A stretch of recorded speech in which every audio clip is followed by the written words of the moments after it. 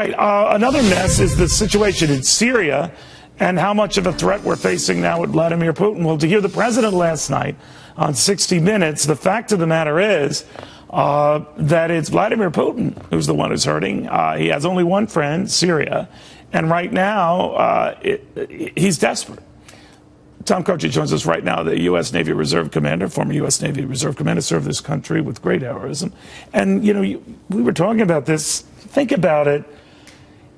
Putin has Iran working with him, parts of Iraq working with him. China is far more sympathetic to his positions than our positions. So you could argue he is very quickly developing his own Axis powers to our shrinking allied powers, right? And as long as we continue to look weak in the region, he's gaining that momentum. The question now is whether the Syrian Kurds start to develop a relationship with Assad because of what they perceive as strength by Assad and with Russian support.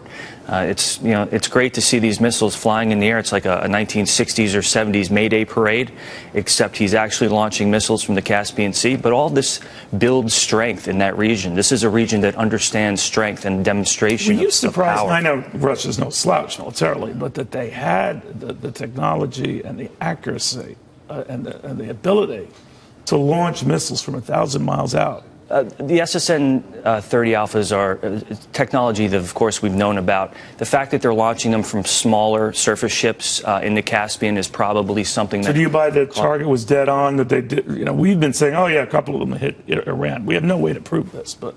Well, I don't think we should be in the business of trying to catch up with what they've done. We need to be ahead of them, 3 or 4 steps. It seems like... What do we do?